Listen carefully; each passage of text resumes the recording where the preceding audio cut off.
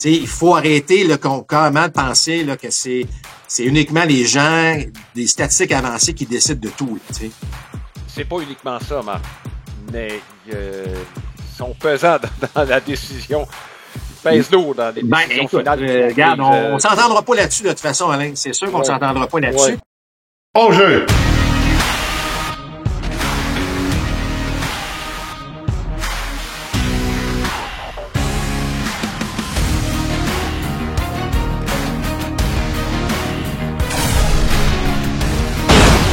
Deuxième prise! Compte complet! Le balado Côte complet est présenté par Plan de match à Boucherville, votre centre d'entraînement et boutique de baseball avec cage de frappeur intérieur et lance-balles, fier partenaire de votre passion. Voici vos animateurs, Alain Usereau et Marc Griffin. Bienvenue à Compte complet. Alain Usereau en compagnie de Marc Griffin. Les camps sont en marche. Marc, on va prendre du temps pour parler de la situation des Blue Jays et particulièrement là, ce qui est arrivé avec Vlad Guerrero qui avait soumis une date limite aux Blue Jays afin d'en venir à une entente. Moi, je crois pas vraiment, mais bon, ça a fait jaser beaucoup. Et moi, ça a polarisé beaucoup les partisans des Blue Jays, Marc. La situation particulière de Vlad, on va aller à la haute direction. Est-ce que donner 10 ans, on parle même pas de 12, de 13, de 14, là, comme d'autres joueurs ont eu, mais 10 ans à Vlad Guerrero, est-ce que c'est trop? On s'est prononcé, Marc, dans des capsules qui ont été publiées. Ça a déjà fait réagir. Là, on va pouvoir élaborer un peu là-dessus. Et j'en ai déjà parlé, Marc, c'est long contrat, ça vieillit presque toujours très mal. Puis dans le cas d'un joueur comme Vlad, moi, j'aime pas ça. Après 30 ans, c'est un gars qui devra faire attention toute sa carrière. Il n'a pas été constant, il n'a pas eu la même constance, même qu'un Raphaël Devers, si tu veux un barème de comparaison, puis j'ai l'impression que c'est ce qu'on a utilisé chez les Blue Jays de Toronto, alors que Vlad, tu comprends que lui est allé dans le plus haut, et quelque chose dans le milieu, j'imagine qu'on s'est pas entendu, puis sur le nombre d'années aussi. Moi, je peux pas blâmer les Blue Jays de Toronto, même si ça peut être frustrant quand tu es partisan des Blue Jays. Bon, écoute, il y a plusieurs choses que tu soulignes dans ton commentaire, Alain, et c'est sûr que on a l'impression que si on veut garder un joueur de la trempe de Guerrero à l'âge qu'il a, on est presque obligé d'aller sur le fameux 10 ans dont tu fais mention. Là. Sinon, tu vas le perdre parce qu'il y a quelqu'un qui va lui offrir. C'est un petit peu ça le problème avec l'industrie actuellement, c'est que il y a quelqu'un qui va lui offrir. Maintenant, je sais qu'on n'était pas proche, Alain. On semble-t-il qu'on s'était rapprochés, là, les deux clans, mais on n'était pas proches. Je pense que le chiffre de Vlad est très, très, très élevé. Et effectivement, la question se pose, est-ce que tu donnes tout ce montant-là, sachant fort bien que ça peut être difficile, évidemment, après 30 ans. Par contre, je regardais Miguel Cabrera. Ça a mal vieilli, mais ça a mal, son contrat, mais ça a mal vieilli parce que il y avait effectivement 36, 37, 38. Mais à 31, 32, 33, c'était encore pas pire. Tu comprends? On est encore en train de produire quelque chose de le fun. Mm-hmm. Donc, tu sais, je me dis, un 10 ans, si le montant est raisonnable, ben raisonnable là, dans le jargon du baseball, là, tu sais, moi, je pense que c'est... Parce que Vlad, Alain, c'est plus qu'un joueur de premier but. Là, tu sais, développé par l'organisation, signé à l'âge de 16 ans, les Blue Jays représentent le pays au complet. Vlad, c'est Vlad. Tu sais, tout le monde, tout a été bâti autour de Vlad. Donc, c'est pas juste un joueur de premier but qui est bon, qui est très bon de temps en temps, puis effectivement un peu un manque d'inconstance là, dans son rendement. Mais c'est pour ça que je pense qu'il fallait quand même aller un petit peu au-delà. Mais je pense que l'écart est trop grand présentement entre les deux. Puis moi, je me dis, Alain, si on le signe, on l'a pas signé là, on le signera pas là. Là, il va vraiment tester le marché. Et là, ben, il va falloir juste regarder les différents scénarios possibles. C'est-à-dire, si les Blue Jays commencent, je sais pas moi, 10 et 20, ou si les Blue Jays commencent 20 et 10, idéalement, là, ça serait de se positionner dans que ça va très mal ou très bien. Parce que si les Jays jouent 500, là tu fais quoi? T'attends, parce qu'on sait que jouer 500, rendu à la pause du match des étoiles, t'as encore une chance de faire les séries. Fait que, il va falloir se positionner rapidement dans ce cas-ci, Alain, parce que je peux pas m'imaginer que les Jays vont perdre Guerrero sur le marché des joueurs autonomes. en ayant seulement en retour un choix compensatoire. Là. Donc, il y aura des décisions sérieuses à prendre très tôt, selon moi, en saison, indépendamment du début de saison des Jays de Toronto.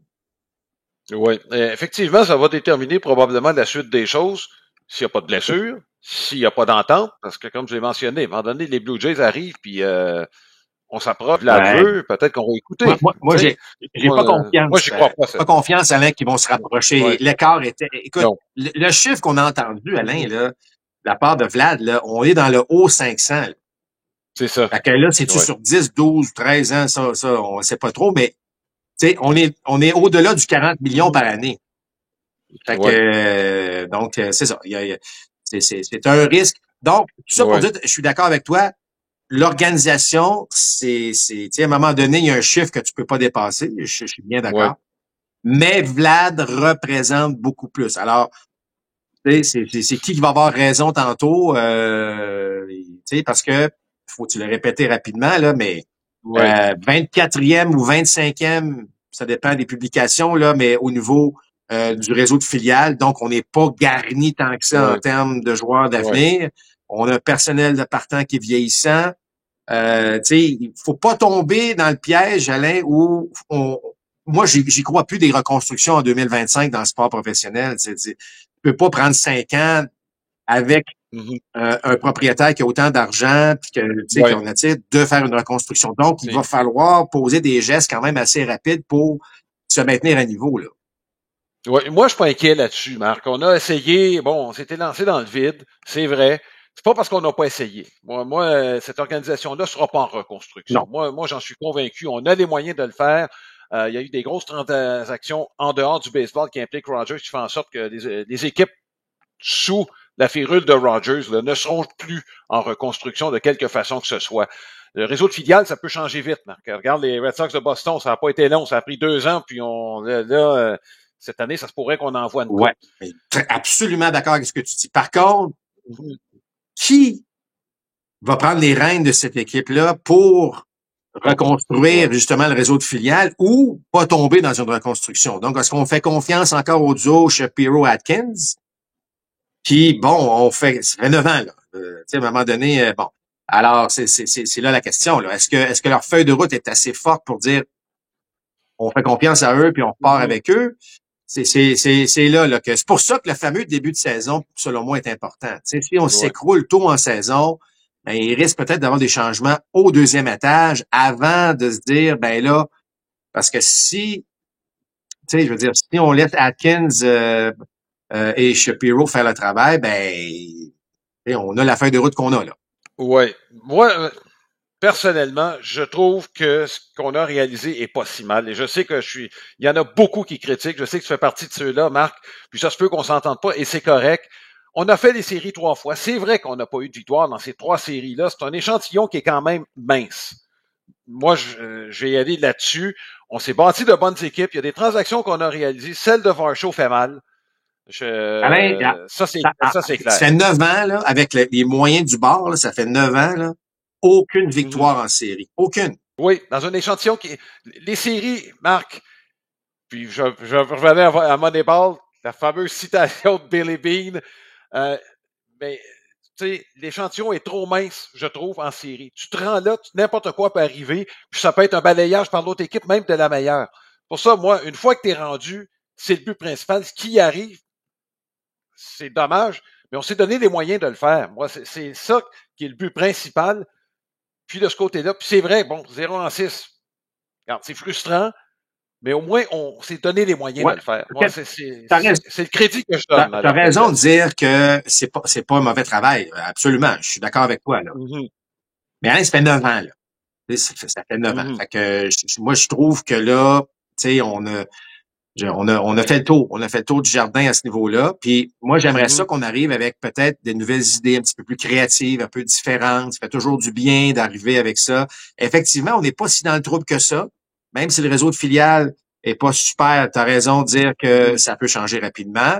Il y a quand même des jeunes joueurs dans cette équipe-là aussi. Là, personne de partant est vieillissant, mais il y a quand même des joueurs. Tout à fait d'accord avec toi.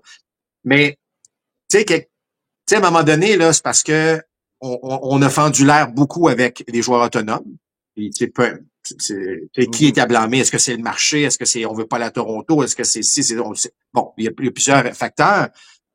Tu sais, d'avoir quelqu'un qui peut peut-être, excusez l'expression, mais qui va venir closer des deals, tu sais, qui va venir faire le travail, qui va aller signer peut-être un joueur autonome ou qui va aller, tu comprends?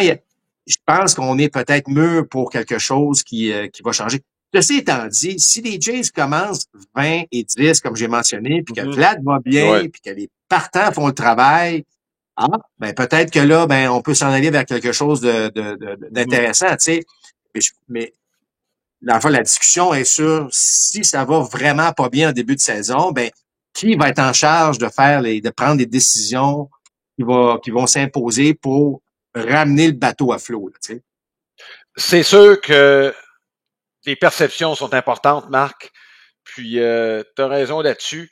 Les perceptions vont au-delà de la qualité de ce qu'on offre au deuxième étage. Et si à un moment donné, écoute, s'il y a trop de plaintes de la part des partisans, ça se peut que ça monte jusqu'en haut. Effectivement, et compte tenu en plus que les deux hauts dirigeants sont à leur dernière année de contrat, Marc, c'est une année importante. Si on avait pleine confiance, ils ne seraient pas à leur dernière année de contrat. Donc, c'est sûr qu'eux autres, ils sont sur la sellette plus que n'importe qui d'autre, je pense, dans l'organisation des Blue Jays. Je trouve ça intéressant. Ben, évidemment, dans le cas de Shapiro, ça se termine effectivement après la saison. Dans le cas d'Atkins, quelque part en 2016, mais c'est pas exactement au même moment, mais ça reste que ça se termine bientôt dans leur cas. Donc, tu sais, à quelque part, c'est sûr que ça devient un petit peu plus fragile à ce niveau-là. Mais je pense quand même que les Jays ont une équipe intéressante. Je pense pas que c'est une équipe qui va aller au-delà de 85, 86 de victoires, mais ça peut être suffisant pour entrer en série. Puis tu l'as dit, une fois entré en série, tu sais, on ne sait jamais. Donc, mais c'est sûr que tu as vu, hein, tout le monde a observé l'attitude de Vlad au camp d'entraînement. Et Vlad, heureusement, est arrivé avec le gros sourire. Puis ça a été tu sais, tout le monde. Tu sais, c'est un gros nounours, Vlad. Là. Tout le monde est après lui. Il est de bonne humeur. T'as l'impression que tout le monde est de bonne humeur. Il est avec le sourire. Ça, c'était la très bonne nouvelle. Tu sais, tu vois que c'est un gars qui est pas égoïste. Tu sais, je comprends qu'il veut, tu sais, il s'est donné une valeur, puis c'est bien correct. Mais une fois qu'il a mis l'uniforme sur le dos, tu sais, même lors du premier match, je l'ai vu, tu sais, des jeunes lanceurs qui venaient, une petite tape d'encouragement. Tu sais, t'es un jeune joueur qui arrive dans l'organisation des Blue Jays, tu vas lancer dans un match préparatoire, puis tu sais, t'as Vlad Guerrero qui vient t'encourager. Tu sais, c'est toutes des petites choses de même qui font que Vlad est peut-être un petit peu plus que comme je mentionnais tout à l'heure, que le simple joueur de premier but qui est un excellent joueur. Oui, il y en a plusieurs qui ont intérêt à avoir de grosses saisons. Lui, c'en est un. Bichette en est un autre qui doit rehausser sa valeur. Tous des points qui font en sorte que 2025, ça se pourrait que ça marche là, pour les Blue Jays de Toronto. Écoute, Bichette est peut-être la clé, Alain. Tu sais, dans le sens que Santander, on sait qu'il va produire, dans le sens qu'il va venir protéger.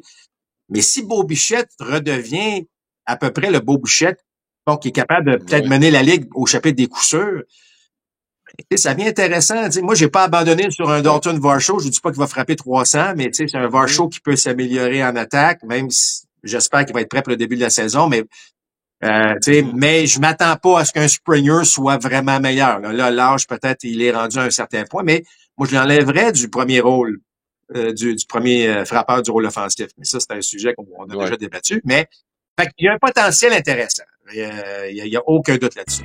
Marc, c'est le temps de la carte de la semaine. C'est une présentation de carte-dépôt.ca. C'est votre détaillant de cartes sportives et non sportives avec plus de 14 000 articles en vente sur eBay. C'est le mois de l'histoire des Noirs. Et on a porté notre dévolu sur un ancien instructeur de la première heure des expos. Il s'agit de Larry Doby, qui a été aussi le deuxième gérant de l'histoire du baseball majeur et le deuxième joueur à avoir fait ses débuts dans le baseball majeur, et le premier de la Ligue américaine, Larry Doby. C'est en 1951. Ça n'a pas été long qu'il a fait sa marque. Un peu comme tous les joueurs noirs de cette époque-là, de toute façon. Ils ont tous été, ou à peu près ceux qui commençaient. Il n'y avait pas de substitut noir à cette époque-là. Si tu voulais faire ta place, c'était comme joueur étoile. Et il y en a eu plusieurs. Larry Doby, je disais 1951, Topps, Major League All-Stars, c'est non numéroté. C'est un ensemble de seulement 11 cartes des vedettes de l'époque. Et on a répertorié sur Trading Card Database 1345 cartes différentes à l'effigie de Larry Doby. C'est un membre du Temple de la Renommée 1998. Et comme je le mentionnais, instructeur des Expos.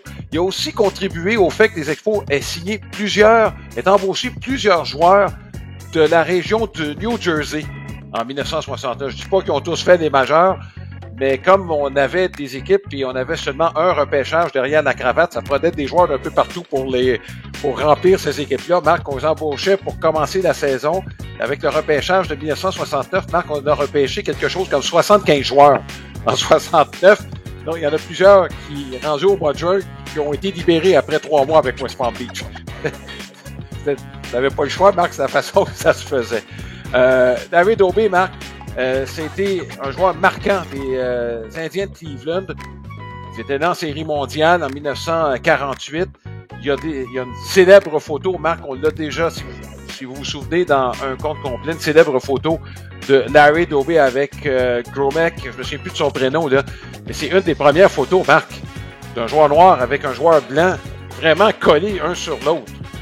Et Gromek, d'ailleurs, il y a des amis qui lui ont pu parler après ça. C'est pour dire comment les temps ont changé. Ils ont besoin de changer encore, visiblement.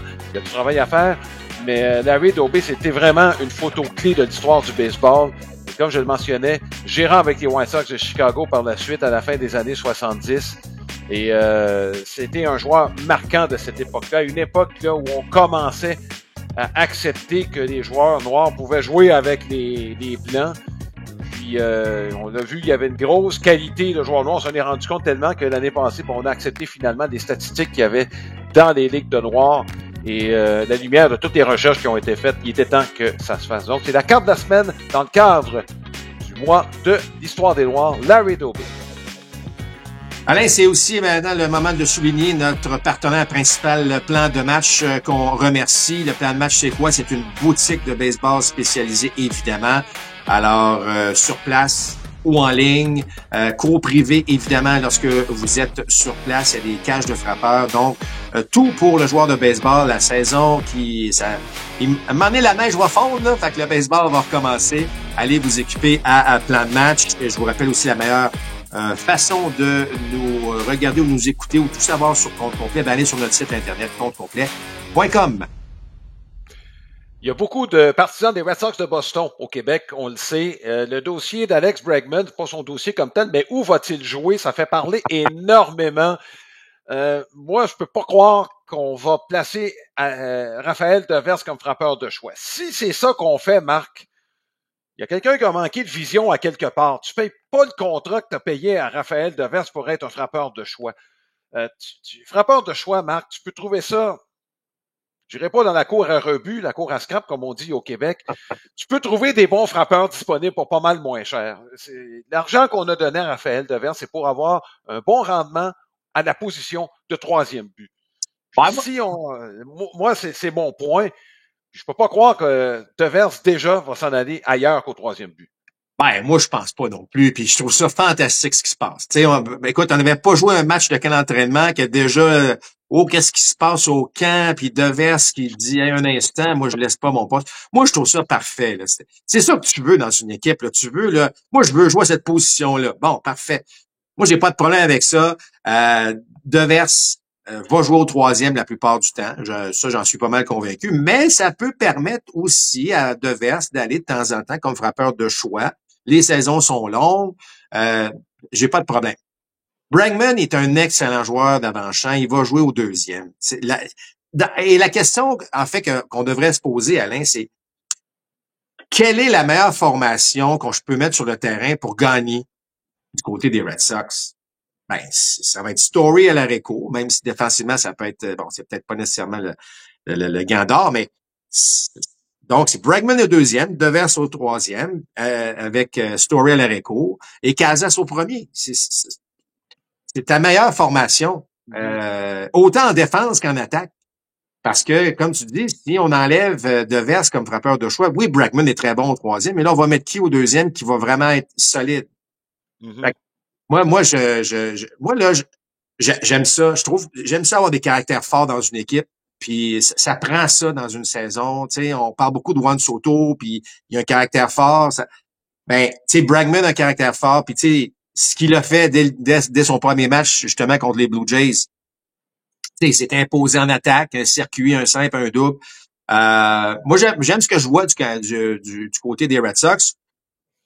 Mais effectivement, si jamais on est surpris puis qu'on voit que Devers commence l'année comme frappeur de choix, ben là, je trouve qu'effectivement, on s'en va ailleurs. Parce que Devers, regarde Alain, t'es un gars de statistiques avancées, là. Défensivement, c'est pas le meilleur, mais il est pas mauvais du tout, là, au troisième, là. Il s'est amélioré beaucoup. On Ouais. va lui donner le crédit. Mais effectivement, c'est loin d'être le meilleur. D'ailleurs, c'est pour ça que le nom d'Arenado avait été soulevé. On y reviendra à Arenado un peu plus tard. Les Red Sox seraient à la recherche d'un lanceur de pointe. Donc, Dylan Cease revient souvent dans des rumeurs de transactions avec les Padres de San Diego.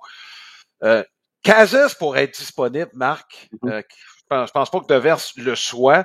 Dans cette expectative, parce qu'il y a un Vaughn Grissom, Marc, qui attend son tour depuis un petit bout. C'est pas de sa faute qu'il a été blessé, mais c'est quand même un gars qu'on a acquis pour éventuellement le faire jouer régulièrement. Puis tu as un gars comme Rafaela qui peut arriver à l'avant-champ. Il y a un peu de profondeur. Le nom de Weller à Brio a été soulevé. Tu pourras avoir gros pour un gars comme celui-là, qui est bon en défense, Gandor, qui est capable de frapper.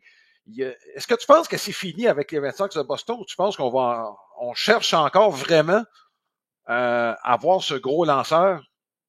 Ben là, tu sais, moi, Garrett Crochet vient combler un petit peu que tu parles de gros lanceurs, en espérant que ça fonctionne bien pour lui.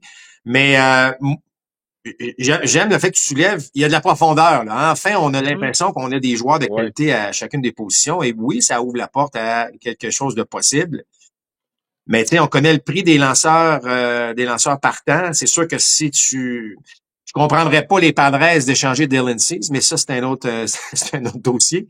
Ouais. Mais écoute, Alain, la journée que tu peux toujours ajouter un lanceur partant de qualité, d'après moi, 9 organisations sur 10 vont dire, écoute, on le fait, là. Je veux dire, à moins que le prix soit complètement démesuré. Donc, je suis pas certain de la valeur de Casas. Très bon joueur, mais j'ai l'impression qu'il y a encore trop de points d'interrogation pour lui donner vraiment cette valeur là, de dire ce gars-là est un premier but pour les 10 prochaines années qui va frapper avec puissance. C'est pour ça que je sais pas à quel point tu vas aller chercher un lanceur de qualité pour un joueur comme ça. Et ceci étant dit, c'est toujours bon d'avoir cette profondeur-là. Je sais pas si aucun entraînement, tu sais, regarde, je veux pas être prophète de malheur, mais tu sais, un gars comme Story est souvent blessé, puis tout ça. Donc, tu sais, commence avec la profondeur, va voir ce que tu as comme organisation. Puis on a parlé du réseau de filiales qui est pas mal plus intéressant. Ouais. D'ailleurs, on en a donné pas mal pour aller chercher Garrett Crochet, puis on est encore bien garni là, du côté des Red Sox. Donc, on a vraiment fait un travail. Ce qui est plate, là, c'est qui a fait tout ce travail-là? Ben oui. James Bloom, il est plus là. Mais bon, en tout cas, tout ça pour dire que ça reste que les Red Sox sont quand même dans une bien meilleure position là, qu'ils ne l'étaient il y a un an, à tous égards. Et mais je pense vraiment que Bregman va faire une belle différence au niveau caractère, certes, mais en termes de production offensive aussi. Oui, on n'a pas parlé, Marc, Campbell va faire, et puis Anthony, ils vont faire leur début cette année, eux autres, puis ce sera pas pour jouer sur le banc. Tu parlais de profondeur, on n'a pas parlé de ces gars-là, puis c'est deux des gars qu'on voit comme même potentiels candidats comme recrues de l'année, là. C'est pas des prospects de deuxième ordre. Non, oui, il y a du matériel. Les Red Sox, pourquoi on voulait absolument Bregman, Marc, c'est quand on fait le tour de tous les frappeurs qu'il y a autour des Red Sox, on est vulnérable face aux lanceurs gauchers. On a beaucoup trop de frappeurs gauchers. Ça m'a surpris un peu qu'on laisse aller Tyler O'Neill, qui venait combler cet écart-là. Mais c'est pour ça, j'ai pas d'urgence, mais c'est important d'avoir un gars comme Bregman là, pour mettre un peu d'équilibre dans cette formation-là. Ouais. Puis absolument. Puis tu fais bien de mentionner. Effectivement, moi j'aime beaucoup les Red Sox à ce niveau-là, là, au niveau de leur profondeur, de ce qui s'en vient. Puis ils peuvent surprendre. Ils peuvent surprendre dans cette division Est là, tu sais, des Orioles. J'ai hâte de voir qu'est-ce qui va se passer, surtout au Monticule, du côté de Baltimore. Écoute, ça va se resserrer encore davantage dans cette division-là. Là. Oui, compte tenu de Campbell, dans les gros prospects qui sont presque prêts, là, leurs 3 principaux, en fait, sont au niveau 3A, donc ils sont à un pas des majeurs. Il y en a juste un droitier, et c'est Campbell. Fait Ouais. que, c'est peut-être lui qui est le plus proche. Christian Campbell, qui est le plus polyvalent aussi du groupe, c'est un autre Duran Rafaela. Dans ce contexte-là, on pourrait effectivement peut-être regarder Abreu. Est-ce qu'il va rester avec les Red Sox? Tu penses qu'on pourrait avoir plus pour Abreu que pour Casas? Moi, je pense que oui. Moi, je pense que Ouais. oui. Je pense que oui, Alain. Puis, Ouais. moi, j'ai beaucoup aimé ce que j'ai vu d'Abreu. Et puis, Moi aussi. je suis pas mal convaincu que tu pourrais avoir un petit peu plus. Puis, Mhm. puis j'ajouterais, là, tu sais, Kyle Teal, qui était un des receveurs, Ouais. qui était envoyé aux White Sox, évidemment, dans la transaction de Garrett Crochet. Ça, c'est lui qui me fait un petit peu plus mal du côté des Red Sox. Moi, je pense que lui va Ouais. vraiment devenir un joueur, un receveur dominant dans le baseball. Mais bon, à un moment donné, il faut que tu payes pour avoir un gars comme Garrett Crochet, là. On va parler des Yankees, Marc. Première des choses, prolongation de contrat pour Aaron Boone a fait l'objet de beaucoup de critiques au fil des années. On fait partie de ceux-là, Marc. Si on lui a donné une prolongation de contrat, Marc, c'est que c'est un gars de compagnie. On est content de la façon dont les choses se font. Et on le voit dans ses commentaires d'après-match. C'est un gars c'est un gars de compagnie, à l'aise avec les médias de New York, ce qui est pas négligeable, là. C'est un gas qui était pensé par les médias avant. Joe Torre était très bon là-dessus aussi. Joe Girardi savait comment composer avec ça. Ça met en lumière un peu les façons de faire quand Aaron Boone s'adresse aux médias à expliquer ses décisions. C'est toujours nous. Un peu comme Dave Roberts, c'est toujours ce qu'il a dit, c'est nous. On le sait comment ça se passe. Les décisions sont prises de telle façon. Son défi, Marc, ce sera peut-être sur le terrain maintenant de s'organiser pour que son équipe joue mieux. à partir de tout ce qu'on a entendu dans l'entre-saison. Ouais, écoute, il a quand même amené son équipe en série mondiale l'année passée, Ouais. mais tout ça pour dire que t'as raison de dire que c'est un gars de compagnie. Moi, là, Ouais. tu sais, je me répète peut-être souvent, mais j'aime une stabilité. Mm-hmm. Là, tu vas me dire que tu veux que Shapiro et Atkins quittent, là, mais c'est parce que il faut avoir des résultats aussi. Tu sais, dans le sens Ouais. que tu sais, Cashman est là depuis longtemps. Donc Cashman, le Boone est là depuis longtemps, puis il va être encore là pour une couple d'années. Puis si t'es gérant, tu mettrais n'importe qui à la barre des Yankees, c'est sûr que tu vas être critiqué. Bon, c'est comme ça. Et là, ben, on lui a mis une équipe peut-être plus à son goût, je sais pas. Bon, avec les changements, Bellinger qui va venir, va stabiliser pas mal de choses, surtout en défense. Mais tu sais, moi, je trouve ça correct. Tu as parlé de la nouvelle façon de faire. Moi, je pense que je dis pas que ça revient pas uniquement à une personne, mais je pense qu'au fil des dernières années, Alain, dans la façon dont on fonctionne, le gérant a quand même un petit peu plus son mot à dire qu'il y a 2 ans ou 3 ans. Tu sais. Dans le sens que je le sais que c'est nous. Je sais que c'est un ensemble de facteurs, mais une fois que le match commence, j'ai comme cette impression que le gérant est capable d'en prendre un petit peu plus. Contenu de, tu sais, c'est comme n'importe quoi, là. Tu fais essai-erreur. Dans le baseball, on l'a vu beaucoup, là. Tu sais, je vous dis pas que c'est le même dans toutes les organisations, mais je pense qu'on en laisse un petit peu quand même à Aaron Boone à ce niveau-là. Et comme tu l'as dit, il est assez habile avec les journalistes pour être en mesure de communiquer son message. Donc, moi, j'ai bien hâte de voir, tu sais, j'aime Max Fried, j'adore d'ailleurs la signature de Max Fried. Je pense que c'est un des lanceurs les plus mésestimés du baseball. Très, très bon athlète. Fait que, mais, évidemment, il y a déjà un Stanton qui a mal aux deux coudes. Fait que, est-ce que ça va ouvrir la porte à quelqu'un d'autre? Ça va être intéressant à suivre, ça aussi, mais, il y a, tu sais, c'est toujours une période le fun, hein, le début de saison, le camp d'entraînement, parce que les attentes sont élevées, mais tu sais, tout le monde pense qu'ils ont une chance de gagner. Puis ça, je trouve que c'est la période de fun. Puis là, c'est le temps là, de se bâtir cette confiance-là parce que, tu sais, Alain, c'est fini la période de camp d'entraînement que tu disais « Ah, c'est pas grave, on a perdu tout le camp d'entraînement, mais on faisait des essais. » C'est pas vrai, ça. Tu veux gagner au camp d'entraînement. Tu veux te gagner, tu veux te donner un petit momentum. Tu veux. Et une organisation, là, 70% des billets de pas de saison, mais des billets pour des matchs de saison, se vendre à partir du mois de mars, c'est-à-dire que là, les gens sont excités. Mais si ton équipe est 0-15 là, pour commencer le camp d'entraînement, puis tu vas dire non, ça va aller. Non.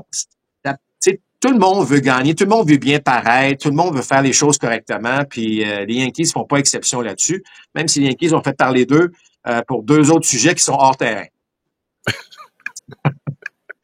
On va commencer par l'aspect physique des joueurs. Il y en a qui, je sais pas jusqu'à quel point, mais qui vont probablement avoir un look un peu différent cette année. On se souvient de la transformation radicale qu'avait subi Rougned Odor à son arrivée avec les Yankees de New York.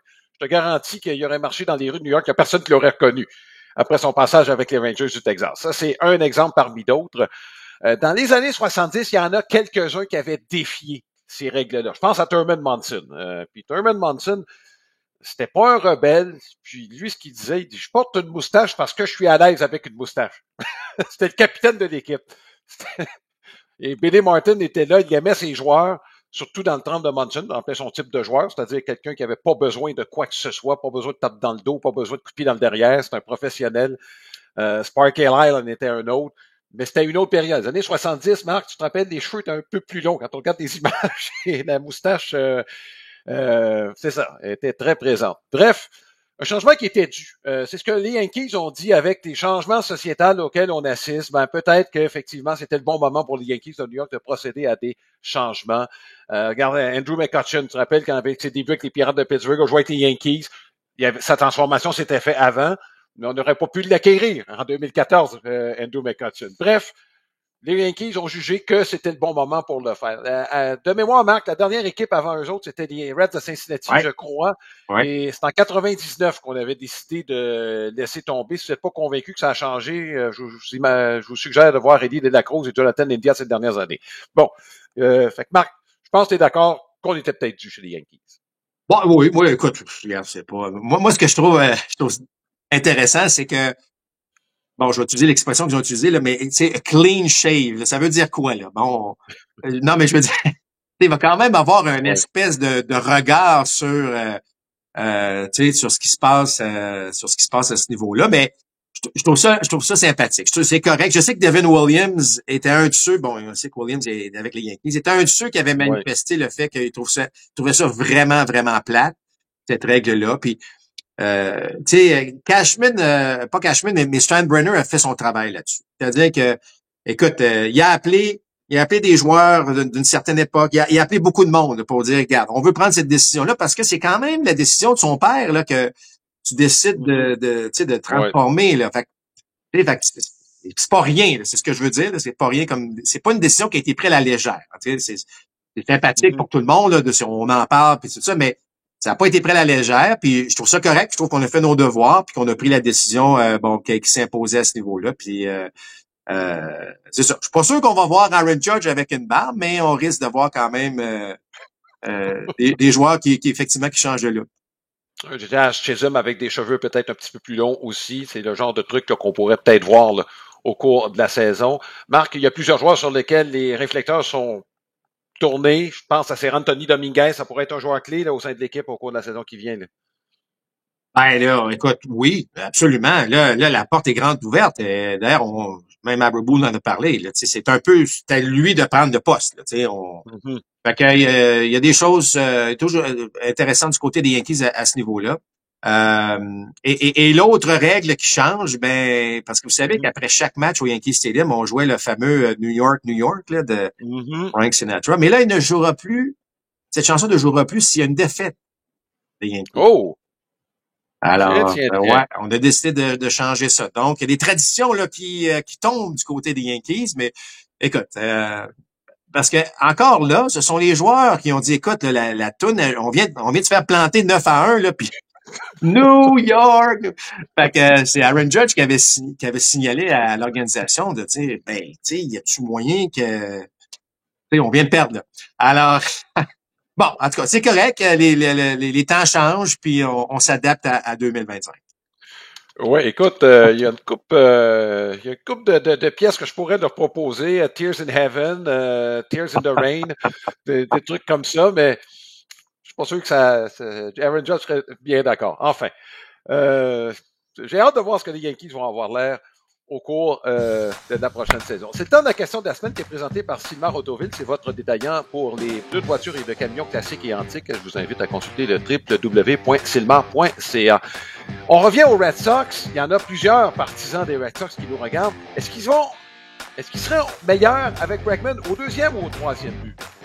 On vous invite à envoyer vos commentaires sur cette question sur notre site internet, compte complet balado.com, sur notre page Facebook également, facebook.com/compte complet balado. Nous avons un nouveau segment dans le cadre de notre balado au cercle d'attente. D'ailleurs, on vous encourage, les jeunes, à la lecture avec des histoires qui sont passionnantes sur le baseball. Oui, destinées aux jeunes. Pour en apprendre davantage, je vous invite à aller sur le site internet de Baseball Bob, c'est-à-dire www.baseballbob.ca. Il y a plein d'aventures sur le baseball pour les jeunes destinées à vous qui sont disponibles. Marc, notre joueur aujourd'hui, on va parler d'Alex Bregman. Bregman qui a un cheminement, disons-le, je pense qu'il est contemporain, qu'on pourrait dire. Lui est issu des universités américaines, deuxième choix au total par les Astros de Houston. Et peut-être, Marc, je ne sais pas si les Astros ont été plus clairvoyants que d'autres. Certains ne le voyaient pas si haut. C'est pas un joueur de grande taille, c'est un joueur de milieu d'avant-champ. Ben, les Astros en ont fait un joueur de troisième but. Donc, il a défié quand même les conventions actuelles dans le baseball, dans le recrutement. Oui, absolument. Parce que, je vais vous dire, on indique 6 pieds là, dans son profil. Ça, c'est avec ses souliers à crampons. Puis 190 livres, c'est maintenant, parce qu'il n'a pas été repêché avec ce poids-là. D'ailleurs, je ne sais pas si les Red Sox avaient... Tu parlais des Astros qui avaient cette vision. Il avait été repêché à des écoles secondaires par les Red Sox de Boston. C'était, écoute, en 29e ronde. Il n'avait pas signé. Il avait décidé d'aller effectivement à l'université Louisiana State. Et donc, il s'est retrouvé avec les Astros un peu plus tard. Mais effectivement, là, pour parler souvent avec Alex Agostino, si t'es en bas de 6 pieds puis que t'es 170 livres, 175 livres, on n'est pas porté à te repêcher dans les premières rondes. T'sais, on va te repêcher parce que t'es un très bon athlète, mais peut-être pas dans les 2, 3, 4 premières rondes. Et non, finalement, Bregman qui a signé, puis il s'est rendu au troisième but. Pourquoi? Parce qu'il y avait une pas pire équipe à Houston lorsqu'il était là, parce qu'à l'arrêt-court, parce qu'il ne faut pas oublier qu'il jouait à l'arrêt-court lorsqu'il était au collège. Il y avait un certain Carlos Correa qui était pas mauvais. Il y avait un José Altuve qui jouait aux deux. Alors, pour faire de la place à Bregman dans la formation, il s'est retrouvé au troisième et est devenu, évidemment, un joueur qui a excellé à cette position-là. Donc, c'est une très, très belle histoire dans le fond, celle de Bregman. Et on le voit dans sa carrière, un gars qui a confiance en lui. Puis, le niveau de arrogance et confiance, là, lui, il a atteint la limite. Et mais ça prenait ça parce que avec encore une fois le physique qu'il avait, tellement facile à l'un de se faire d'être intimidé, pas de se faire intimider, mais d'être intimidé. Moi, j'en ai vu, mais mon premier camp d'entraînement, je me rappelle, il y avait des 3, 4, 5 joueurs de troisième but, là, des gars de 6 et 3, 190 livres, peu au couteau, qui lançaient à peu près à 100 000 à l'heure, tu sais, à travers l'avant-champ pour lancer au premier but, là. Mais il y a des joueurs qui ont jamais atteint, tu sais, le A ou le 2A parce que c'est pour la première fois de leur carrière, ils faisaient face à de l'adversité, puis que, tu sais, il y avait des gars aussi bons qu'eux autres autour d'eux, alors qu'eux autres ont toujours été les meilleurs partout. Fait que ça prend du caractère, ça prend vraiment, tu sais, quand t'es pas costaud comme les autres, c'est facile de se comparer. Ben, lui, il a exploité ses forces, puis il s'est forgé toute une carrière. Absolument. Un chapeau à Alex Bregman pour cette carrière. Et je vous rappelle que ce nouveau segment là, au cercle d'attente sera présenté dorénavant sur compte complet. Marc, on va parler de gérant. Et Albert Pujols qui vient de gagner il y a quelques semaines la série des Caraïbes en étant à la tête d'une équipe de la LIDOM, la Ligue hivernale dominicaine. Chapeau à sa première année d'expérience comme gérant. Lui, Yadier Molina était dans la même ligue. Albert Pujols, j'ai pu le voir à l'œuvre. Bon, félicitations à Albert Pujols, première des choses. Moi, ce que ça me dit, c'est que ce gars-là aimerait ça être gérant. Moi, et Molina, c'est pas une question d'argent, ça, on s'entend là-dessus. Ça me dit qu'il veut être gérant. La seule question que je me pose, c'est qu'il voit. Moi, je dis chapeau parce qu'il a montré son intérêt à tout le monde. Donc, je pense que c'est ça le message principal. Et là, la question que je me pose, c'est la pertinence de l'expérience qu'il a acquise là-bas. Parce qu'on le sait, le rôle des gérants est pas le même. On parlait d'Aaron Boone tantôt, il n'avait pas géré avant d'être gérant des Yankees. Stephen Vogt, 2 ans après sa retraite, devient gérant après 1 an au 2e étage. Bref, l'expérience sur le terrain, ça vaut quoi aujourd'hui, compte tenu de la façon dont on embauche les gérants et de la façon aussi dont ils travaillent? Ben, écoute, Alain, c'est du cas par cas. Tu sais, demain matin, moi, là, si on me demande, tu sais, Marc, vas-tu gérer, bon, je sais pas, mon niveau 3A, je serais bien heureux, mais je serais peut-être plus à l'aise de dire, sais-tu quoi, à moi donc dans le A, là, une année, puis je vais aller me forger, là, quelque chose, tu sais, je vais aller me mettre, aller travailler, là, puis m'aller apprendre un petit peu. Fait que peut-être que pour Rose, lui, il s'est dit un instant, moi, j'aime ça gérer, et je vais aller me faire les dents un petit peu pour voir, si j'aime vraiment ça, deux, tu sais, ça va me donner de l'expérience parce que peut-être qu'eux autres, lui, se sent pas nécessairement à l'aise de dire, donne-moi un poste avec telle équipe dans le baseball majeur, tu sais. Fait que, tu sais, Stephen Voigt, effectivement, ça y a montré du cran, mais il est quand même parti, il était dans l'abri, là, 2 ans, même 1 an auparavant, il était dans l'abri. Fait qu'il savait un petit peu dans quoi il s'embarquait, mais de toute évidence, il était à l'aise avec ça, tout comme Aaron Boone. Mais, tu sais, moi, j'ai pas, moi, là, je trouve ça fantastique. Parce que tu l'as dit, clairement, les gars veulent démontrer qu'ils sont capables de gérer, qu'ils aiment ça. Tu l'as dit, c'est pas pour l'argent non plus. Fait que moi, c'est tout à leur honneur d'aller prendre l'expérience, d'aller voir ce que c'est, parce que tu sais, c'est pas pareil. Moi, j'ai été joueur, là, puis je vais dire, OK, je vais aller coacher. Je sais que j'en ai eu plein de gérants, j'ai appris de ces gérants-là, mais de dire que je m'en vais prendre leur chaise, m'asseoir sur leur chaise puis faire le travail, il y a tellement plus qui font qui paraît pas, là. Fait que moi, je trouve ça fantastique. Puis c'est bon pour le baseball. Moi, j'ai pas de problème. Je sais souvent que des gens vont dire, ouais, mais les grands joueurs ne sont jamais des grands instructeurs. Et on a vu ça dans bien des sports, là, puis alors que pour Rose, ben on sait que ça a été tout un joueur. Mais tu sais, il peut y avoir des exceptions, puis c'est parce que des gens vont dire, ouais, mais tout lui a été facile. Pas vrai, là. Mais je trouve ça bien, moi. Puis de voir pour Rose, si un jour va gérer dans le baseball majeur, moi je trouverais ça le fun. J'aimerais ça voir comment ce gars-là agirait, tout comme Molina d'ailleurs. Puis Molina, c'est pas surprenant, il y a tellement d'anciens receveurs qui deviennent des gérants. Alors, bravo. Moi, comme je te dis, c'est tout en l'honneur de Pujols, entre autres choses, là, d'aller prendre de l'expérience. Oui, dans le cas de Molina, lui, c'était presque déjà un gérant quand il était receveur. C'est lui qui était le meneur là, sur le terrain. Et moi, la question que je me pose, ça dépend dans quelle organisation il va tomber, mais dans les réunions d'avant-match, de voir les gars du 2e étage de statistiques aller voir Molina puis dire, bon, ben regarde, c'est comme ça que tu vas utiliser tes gars ce soir alors qu'ils sont jamais accroupis derrière le banc. Non. Je sais pas, Marc, mais non, dans le cas de Molina, je trouve que ça pourrait être problématique pour lui de se trouver un emploi, à moins qu'il accepte vraiment cette façon de faire. Ah, mais Alain, moi, je vais t'arrêter. Là, faut que tu arrêtes de t'en... C'est pas juste ça, là, qui se passe, là. C'est-à-dire que le gars du 2e étage, là, il propose des affaires. Il impose pas des affaires. Il propose des affaires. Puis là, ben, on s'entend. Tu sais, parce que il y a personne qui va accepter cet emploi-là si tu dis c'est ça que tu vas faire puis tu feras pas rien d'autre, là. Le gars aux lunettes et cravates, là, non, ça, tu sais, ça, c'est, tu sais, je pense que c'est dans les films, là, qu'on voit ça, là. Tu sais, Attention. Alain, il y a quand même, Alain, il y a un travail d'équipe. Écoute, je peux pas croire qu'un Aaron Boone sort du meeting, là, ou de Dave Roberts, là, puis il est complètement désemparé. Il dit, voyons, non, ça n'a pas d'allure, puis je trouve aller gérer ça. Tu sais, il y a un terrain d'entente. Oui, il y a des décisions qui se prennent avant, mais il y a un terrain d'entente. Alors, c'est sûr que, moi, en tout cas, je pense, là, que, tu sais, il faut arrêter, là, carrément de penser, là, que c'est uniquement les gens des statistiques avancées qui décident de tout, là, tu sais. C'est pas uniquement ça, Marc, mais ils sont pesants dans la décision.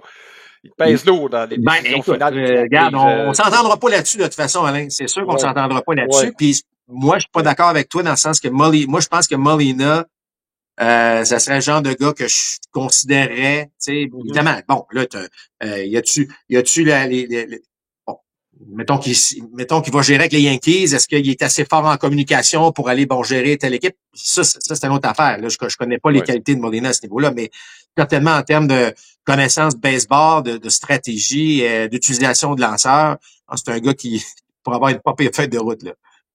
Oui, on va rester avec, on parlait de Pujols et de Molina, des Cards de Saint-Louis. Arenado, Marc, on veut vraiment s'en départir. Ouais. Il est encore avec les Cards. Tu parlais tantôt de valeur de joueur. Bon, tu parlais de Casas à Abreu. Moi, on en a déjà parlé, mais je peux pas croire, moi, qu'Arenado a une si grosse valeur que ça pour quelqu'un qui est devenu un gars avec un bâton très moyen.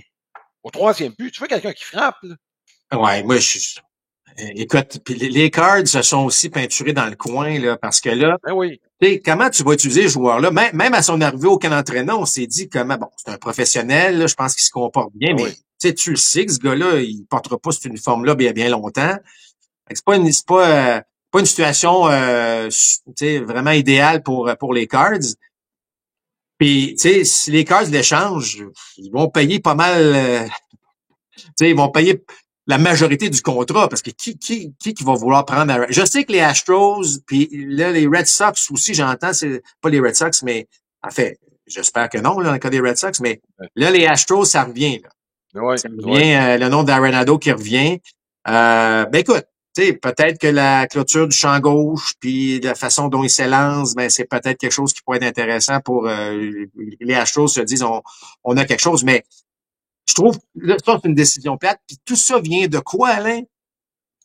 La pire clause qui a été instaurée dans l'histoire du baseball, c'est moi, mon contrat, là, c'était non-échange. Ben voyons donc. Fait que là, il y en a vu les transactions, mais ils les ont refusées parce que hey, si je te donne 10 millions, 15 millions par année, là, je peux-tu avoir le droit de t'échanger? Tu sais, allez, on reviendra pas là-dessus, là, mais ça reste que le fait qu'il ait refusé une transaction, ben là, ça a créé tout cet environnement négatif-là du côté des Cards, puis je trouve ça dommage. Je trouve ça vraiment dommage. Oui, il reste encore 3 ans son contrat, Marc, à Nolan Arenado. Les Cards vont probablement devoir en payer une bonne partie sans qu'ils jouent avec eux autres. Exact. Petit tour rapide des camps d'entraînement. Marc, Juan Soto, ça n'a pas été long qu'il a laissé sa marque avec les Mets de New York, quelques autres aussi, De La Cruz. Bref, les camps sont en marche présentement. Soto, il y a beaucoup de réflecteurs sur les Mets. Ah, mais tu sais, le gars, il l'a. On va se le dire, là, le gars, il l'a. Tu sais, je veux dire, premier match au camp d'entraînement, une nouvelle uniforme, il y a sac l'autre bord. Tu sais, je veux dire, il y a le tour, il y a le don de faire les choses correctement. Puis tu sais, tantôt, je parlais que tu veux gagner au camp d'entraînement. Tu sais, tu t'imagines-tu, là, le premier match de Soto, 0-4, 4 strikeouts. Le premier match de Garrett Crochet, il se fait cogner avec les Red Sox. Tu sais, là, tu dis, ouais, ouf. Même si c'est un match, le premier match de camp d'entraînement, là, tu sais, mais non, on a tout viré ça positif. De La Cruz. D'ailleurs, on en reparlera davantage de La Cruz éventuellement, mais moi, je m'attends à une très, très grosse saison de ce gars-là. Vraiment, là, tu sais, il veut être une vedette. Les Reds ont une bonne équipe. Les Reds ont un bon gérant, Terry Francona. Moi, je pense que la combinaison est parfaite. Francona va être tu sais, tu regardes ce que Francona, tu sais, c'est pas juste Francona, mais Francona avec Ramirez chez Cleveland, chez les Guardians. Tu sais, il a réussi à l'amener à un niveau d'être un joueur extraordinaire. Encore une fois, là, tout va au joueur, mais tu comprends, là, il y a une relation qui est importante pour que le joueur exploite tout son talent. Je pense qu'avec De La Cruz, ça va marcher du côté des Reds et Francona. Puis ben, il arrive, puis il frappe des circuits de chaque côté du marbre. C'est parti, c'est le fun. Puis comme j'ai mentionné tantôt, c'est une partie de l'année où là, tous les espoirs sont permis. Les Royals, il y a plein de bonnes choses qui se passent avec Kansas City. Fait que là, c'est le fun parce qu'on parle pas juste des Dodgers.